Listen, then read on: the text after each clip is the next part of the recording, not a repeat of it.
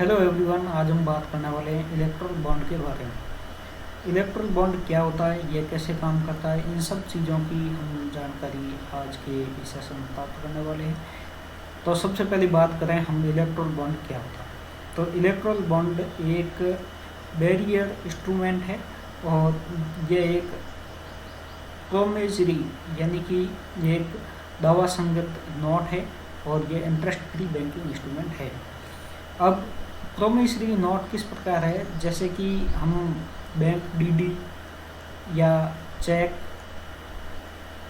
इसी प्रकार जो ये एफडी आरडी, ये सब जो प्रोमिसरी नोट के अंतर्गत आते हैं, इसी प्रकार यह एक बैंक द्वारा दिया जाने वाला एक नोट है या कागज़ है या बंद पत्र है। और इस बंद पत्र को कौन यूज ले सकता है, जो भारत का नागरिक है या फिर एक भारत में चलने वाला कॉरपोरेट कंपनी या कॉरपोरेट में काम करने वाला भारत में कोई भी आदमी है, वो इसको परचेज करने के एलिजिबल होता है, अब परचेज करने के या खरीदने के लायक होता है।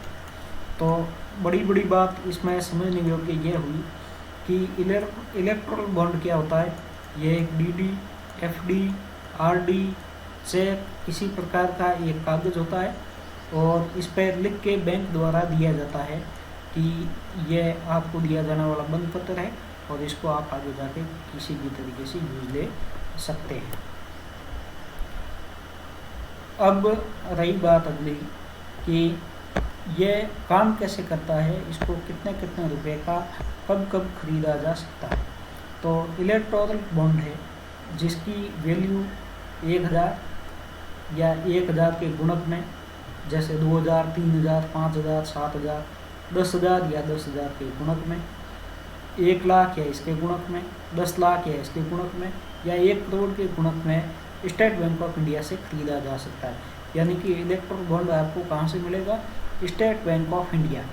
और इस बॉन्ड को लेते समय आपको SBI की जो KYC है, SBI की KYC नो योर कस्टमर, जिसको अपन KYC कहते हैं, पैन कार्ड, आधार कार्ड आदि जमा करना, तो यह आपको पूर्ण करना होगा। और इसके अलावा इस बॉन्ड में एक ये सुविधा है कि आपको जो पेई नेम है, आप इस बॉन्ड को किसको देने जा रहे हो, यह बैंक को बताने की ज़रूरत नहीं है। यानी कि आपको खाली कागज़ बैंक द्वारा दिया जाएगा जिस पर केवल राशि लिखी होगी और यह आप कहाँ देने जा रहे हो यह बैंक को बताने की जरूरत नहीं है। आपके भी इस पर सिग्नेचर नहीं होंगे, यानी कि आपको भी अपनी जानकारी भी देने की ज़रूरत नहीं है, वो केवल बैंक के पास रहेगी। और इसकी अवधि है वो 15 डेज तक की होती है, यानी कि जिस दिन से खरीदा उससे 15 दिन तक इस बॉन्ड को कहीं न कहीं आगे ले जाके राजनीतिक पार्टी में, जो पब्लिक पार्टियां हैं, उनको उनके उपनियम 29A के तहत जो पब्लिक रिप्रेजेंटेशन एक्ट 1951, इसके अंतर्गत आपको इसमें जमा करना होगा।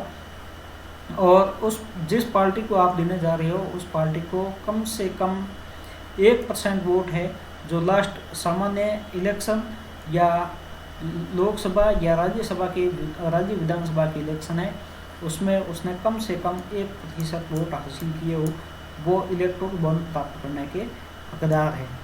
अब क्योंकि इलेक्ट्रल बॉन्ड क्या सभी राजनीतिक पार्टियों को मिल सकता है, तो इसका सवाल का जवाब है नहीं। तो मिल किसको सकता है, इसका जवाब यह है कि जैसे आज 2024 है, तो इससे जस्ट पूर्व विधानसभा या लोकसभा में जो इलेक्शन हुए, इसमें जिन जिन पार्टियों ने 1% अपने मत हासिल किए हैं, उस पार्टियों को ये इलेक्ट्रल बॉन्ड मिल सकता था। और इसमें करना क्या होता था, जो इलेक्ट्रल बॉन्ड प्राप्त करता था उसको बैंक को केवल अपना KYC नॉर्म से वो पूरा करना पड़ता था। इलेक्ट्रल बॉन्ड के ऊपर जिसने क्रेता का नाम लिखने की आवश्यकता नहीं थी।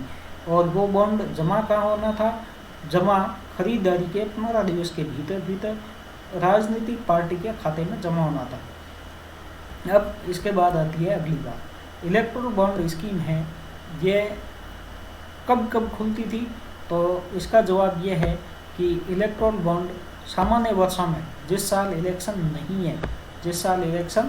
नहीं है उनमें इन महीने जैसे जनवरी, अप्रैल, जुलाई और अक्टूबर, इन महीनों के प्रथम 10 दिनों में इलेक्ट्रल बॉन्ड खुलता था।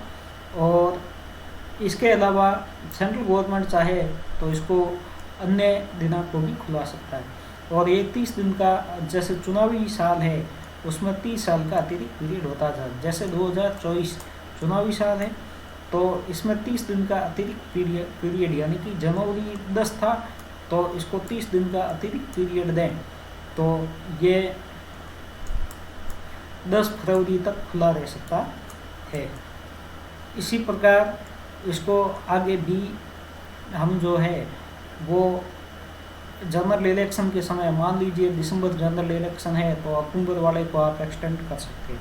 चुनावी साल में इसका अलग खुलने या इलेक्ट्रल बॉन्ड बंद होने का डेट है और सामान्य सालों में अलग डेट थी। अब इलेक्ट्रल बॉन्ड है वो जमा कहाँ होता था? जो इसके लायक जो पॉलिटिकल पार्टी थी जिसकी एलिजिबिलिटी मैंने बताई, जिस पॉलिटिकल पार्टी में पिछले इलेक्शन में 1% मत हासिल की है, उसके खाते में, जो ऑथोराइज बैंक थी उसके खाते में जमा होना था। अब इसका इलेक्ट्रल बॉन्ड है, इसका जो फिलहाल कंट्रोवर्सी चल रही है, अपोजिशन चल रहा है, वो क्या है इसके बारे में हम लोग बात करने वाले हैं।